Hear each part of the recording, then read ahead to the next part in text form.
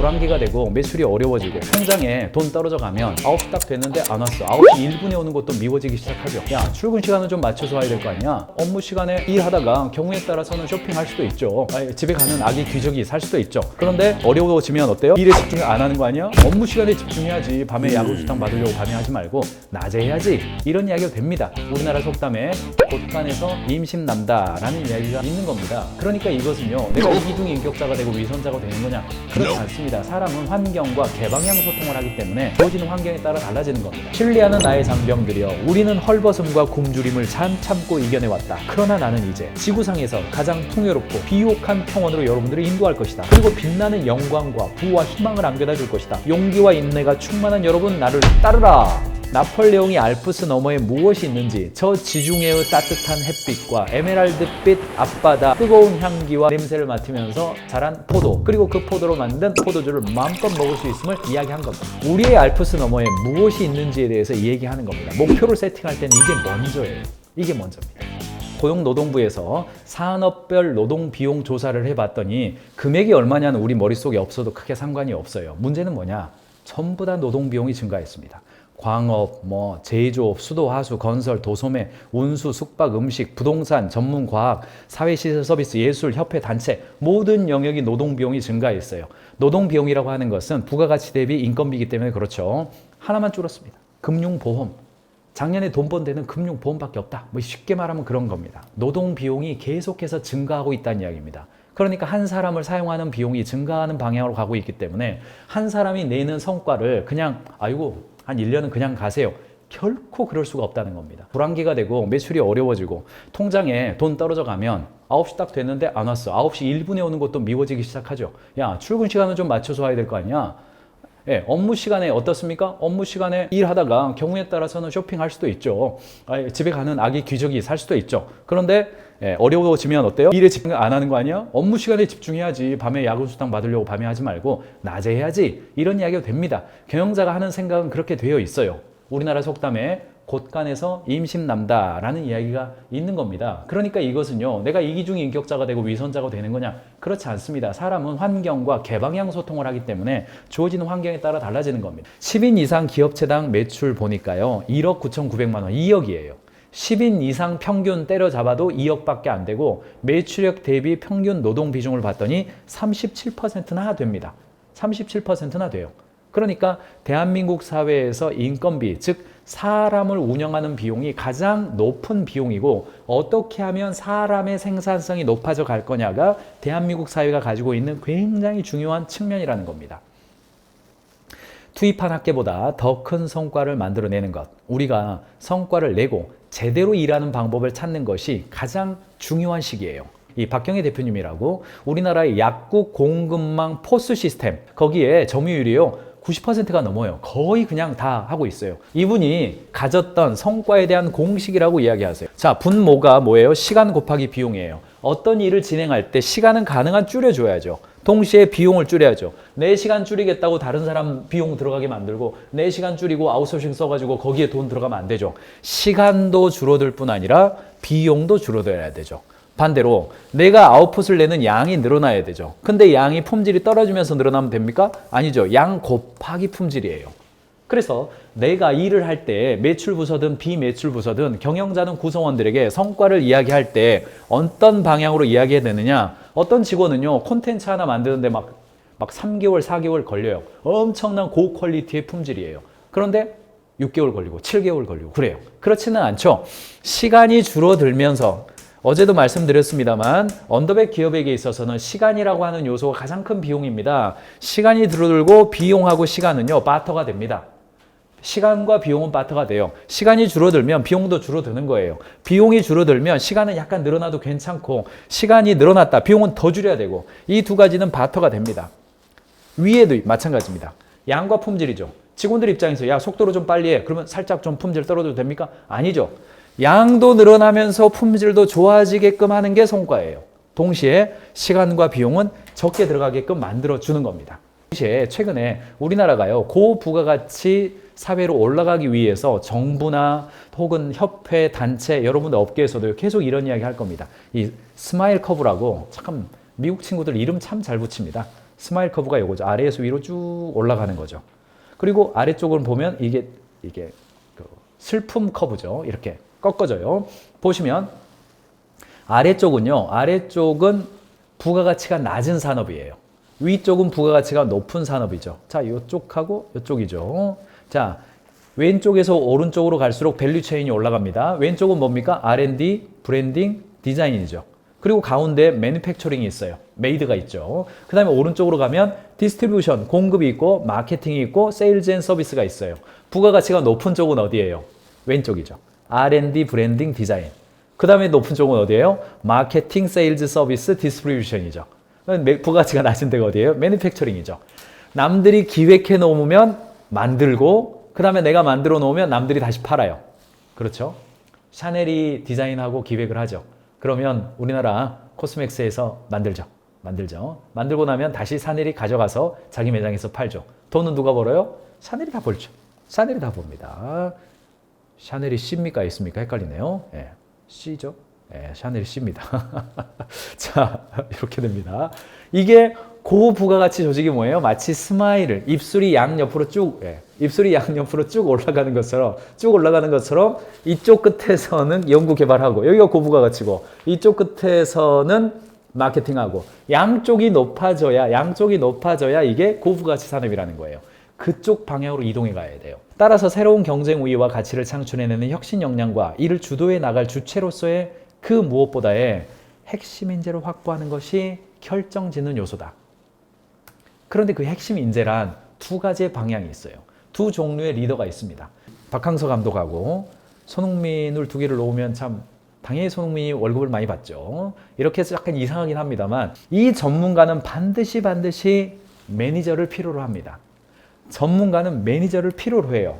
기업에서의 리더의 두 가지 역할이 있습니다. 그러므로 리더란 첫 번째 매니저예요. 다른 사람들과 함께 성과를 내는 사람이죠. 손흥민 역시 감독의 특정한 전술과 전략에 따라서 움직이게 되어 있습니다. 그래서 감독을 누구를 만났느냐에 따라서 퍼포먼스가 완전히 달라지는 거잖아요. 매니저 역할이 그만큼 중요한 거죠. 동시에 전문가 역할도 있어.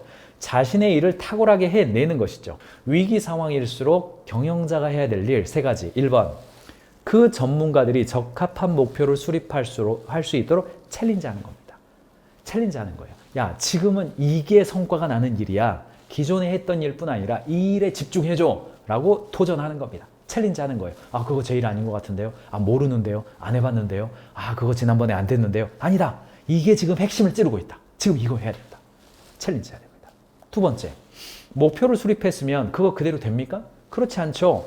구성원들이 집요하게 실행할 수 있도록 연습하고 서로 맞춰보고 손흥민하고 케인하고 나와가지고 패스할 때 안 보고도 내가 뒤에 있을 거라고 딱 백패스를 했는데 마침 45도 각도에서 손흥민이 달려가다가 탁 숏을 놓을 수 있도록 2인 1조 연습을 하게 해야죠. 그리고 옆에서 감독이 보고 야, 그때는 좀 더 속도 빠르게 해야 돼. 천천히 차다가 수비에 막혀. 이런 이야기를 평가해 줘야 됩니다. 이거는 형성평가라고 통상 이야기합니다. 최종평가가 아니죠. 종합평가와 형성평가가 있습니다. 교육학에서 하는 이야기죠. 형성평가, 구성평가입니다. 이게 잘 되고 있는지 여부에 대해서 피드백해주는 이야기예요. 그리고 그 다음에 결과가 나왔으면 성과와 성장을 내도록 보상을 해줘야죠. 이때 보상이라고 하는 것은 직접 보상이나 간접 보상을 다 의미하는 겁니다. 직접 보상은 뭐예요? 일하는 행위 자체에서 직접적으로 느껴지는 즐거움이나 보람이나 스스로의 성장 같은 것을 우리는 직접 보상이라고 하고, 간접 보상은 뭡니까? 관리자의 격려와 칭찬과 주변의 인정과 명예로움, 이런 게 간접 보상이고, 두 번째 아주 보상이죠. 물리적인 보상이죠. 돈 받아야죠. 성과급 받을 수도 있고 연봉으로 받을 수도 있고 수당으로 받을 수도 있고 다양한 형태가 있습니다. 그리고 마지막으로 뭐예요? 안정감이죠. 내 스스로 와, 내가 여기서 인정받고 앞으로도 큰 문제 없이 내가 이 안에서 어느 정도 좀 지분을 가지고 일할 수 있겠네? 라고 하는 안정감도 누릴 수가 있다는 겁니다. 이게 뭐예요?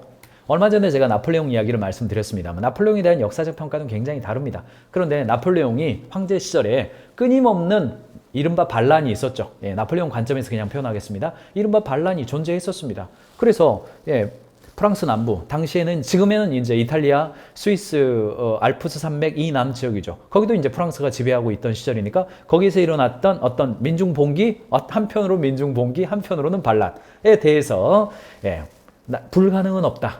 이 알프스 산맥을 넘어서 공격을 했죠.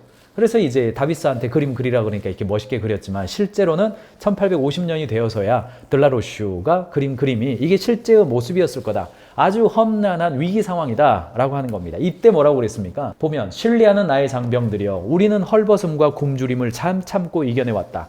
여러분들의 위대한 용기와 희생을 국가는 어떤 영광으로도 돌려주지 못했다. 그러나 나는 이제 지구상에서 가장 풍요롭고 비옥한 평원으로 여러분들을 인도할 것이다. 그리고 빛나는 영광과 부와 희망을 안겨다 줄 것이다. 용기와 인내가 충만한 여러분 나를 따르라 한 겁니다. 이게 나폴레옹이 알프스 너머에 무엇이 있는지 저 지중해의 따뜻한 햇빛과 에메랄드빛 앞바다의 뜨거운 향기와 냄새를 맡으면서 자란 포도 그리고 그 포도로 만든 포도주를 마음껏 먹을 수 있음을 이야기한 겁니다. 우리의 알프스 너머에 무엇이 있는지에 대해서 얘기하는 겁니다. 목표를 세팅할 때는 이게 먼저예요. 이게 먼저입니다. 기업들이 왜 비상경영 선포를 합니까? 그냥 비상경영 선포하면 회사 장사 안 된다고 뭐 자랑하는 것도 아니고 비상경영이 뭐 자랑할 만한 것이라고 뭐 선포를 하고 그렇습니까? 아니죠. 알프스 협곡, 생베르나르 협곡을 넘어서 저 이태리 북부 땅으로 가게 되면 거기에 무엇이 있다라는 인식을 시켜주기 위해서 목표 세팅도 다시 하고 우리가 일하는 방식 다시 한번 선언해 주는 겁니다. 리더급 자리 줄이고 출장비 삭감하고 비상경영 선포하고 이런 것들이 신문 기사에 나옵니다만 핵심은 뭐냐? 구성원들로 하여금 다시 한번 목표를 향해서 도전하자는 경영자들의 제안이 포함된 것을 우리는 비상경영 선포라고 이야기를 하는 겁니다. 직원들 불안하라고 비상경영 선포하는 겁니까? 아닙니다. 비상경영의 선포는 목표에 집중하기 위함입니다. 비상경영 선포 여러분들 하실 것을 권해드립니다. 지금 상황에서 회사에서 1월달, 2월달 결과가 별로 안 좋다. 그러면 비상경영 선포하시고 목표에 대해서 다시 세팅하고 연말에 계획 세웠던 수많은 다른 것들을 재점검할 필요가 있습니다. 자, 목표 어떻게 세팅합니까? 늘 제가 말씀드리지만 숏텀, 롱텀 퍼스펙티브, 숏텀 매니지먼트입니다. 중장기적인 철학과 방향성, 가야 될 길에 대해서는요. 퍼스펙티브는 바꾸시면 안 됩니다. 그렇다 하더라도 중장기적인 퍼스펙티브는 바꾸지 않는다 하더라도 그것을 이루어가는 방식은 롱텀으로 보지 않고 숏텀으로 관리하는 겁니다. 그러니까 지금 이 3월이다 그러면요 6월까지의 목표만 세우고 6월달까지 달려보고 가을은 어떻게 될지 모른다 이렇게 보실 필요가 있습니다. 관점을 좀 보시고 다만 단기적으로 목표를 수립한다 하더라도 그 목표에 대한 방향성이 최소한의 우리 스스로가 고객과 만날 수 있는 머스트의 기능을 다 포함하고 있느냐라는 지점 좀 보시고 평가할 때 많은 경우 자 스티브 바머 마이크로소프트의 두 번째의 CEO였습니다. 스티브 바머는 잭 웰치가 만들었던 이 스택 랭킹을 적극적으로 도입을 했습니다. 결과적으로 의도는 좋았으나 마이크로소프트사가 굉장히 내부적인 경쟁으로 빠져들어갔던 그런 사례가 있는 겁니다. 어떤 이야기냐? 우리는 평가 이야기하면 줄 세우기 이야기로 통상 바라보고 평가를 바로 보상으로 연결해서 좀 실적이 안 좋은 사람은 내보내고 실적 좋은 사람은 보상해주고 중간에 있는 사람들은 계속해서 교육과 자극을 시켜준다. 이렇게 많이 떠올리는데 이거 길게 잡아도요. 길게 잡아도 올해 뭐 역사가 깊지 않아요. 짧습니다. 짧아요. 이거 조금 살짝 잊어버리시고 평가라고 하는 게 뭐냐? 그것은 평가와 보상이 결과적으로 어떻게 되는지에 따라서 지금 나의 행동이 바뀔 수 있도록 만들어주기 위해서 하는 게 평가다. 이렇게 보시는 거예요. 평가라고 하는 것은 평가의 정확한 의미는 어디예요? 평가죠. 가중치를 매긴다 이런 뜻입니다. 사람에 대해서만 평가하는 게 아니라 어떤 행동이 어떤 성과에 연결이 되고 어떤 행동은 어떤 성과에 연결이 안 되는지 말하는 거예요. 그러니까 평가의 대상은 사람의 인격이나 자질이 아닙니다. 평가의 대상은 행동이에요. 어떤 전략적인 행동이 이건 도움이 되는 행동이구나. 이 행동은 도움이 안 되는 행동이구나를 밝혀주는 게 평가입니다. 그래서 평가를 바라볼 때에는 여러 문제 중에서 가장 핵심적으로 해결해야 될 것이 무엇이냐, 즉 weak point라고 통상 이야기하죠. 노무 문제, 회계 문제, 마케팅 문제, 고객사의 문제, 채용 문제, 혹은 비용 문제, 수많은 문제들이 있죠. 우리에게는. 그 중에서 뭘 해야 되느냐, 지금 막혀 있는 게 뭐냐, 뭘 뚫어야 되느냐, 뭘 새롭게 해야 되느냐, 더 해야 될 것, 덜 해야 될 것, 새롭게 해야 될 것, 혹은 그만해야 될 것이 무엇인지를 발견해 주는 것을 우리는 평가라고 합니다. 그래서 일에 대한 평가는 신속한 배치 전환을 위해서 할 수도 있습니다. 불황기 때는 빨리 시켜보고 성과가 안 나는 일 같으면 직무를 재빠르게 재배치하는 겁니다. 그래서 사람을 평가하려는 시도를 내려놓고 일을 평가해서 결과적으로 와, 이 행동이 성과를 내는데 도움이 돼요. 그러면 사람을 이동시킬 수 있는 겁니다. 이동시킬 수 있는 거예요. 아, 생산은 지금 많이 됐어요. 그러면 생산에 있던 사람들을 구매나 물류 혹은 영업으로 이동시킬 수도 있는 겁니다. 얼마 동안? 3개월 동안 갈 수도 있는 겁니다. 물론 그 일에 역량을 갖췄느냐의 문제도 당연히 있습니다. 또한 평가라고 하는 요소는 DRI도 포함되어 있습니다. 이 일을 잘하는 사람들, 집요하게 실행하는 문제 맞습니다. 천혜림 경영자님. Directly responsible individual, 어떤 일에 책임과 권한을 모두 가지고 있는 사람들을 현장으로 내보내는 겁니다. 누가 무슨 일에 책임지고 있는지를 명확하게 아는 거예요. 그래서 이 일의 DRI가 누구죠? 라고 하게끔 만들어주는 겁니다.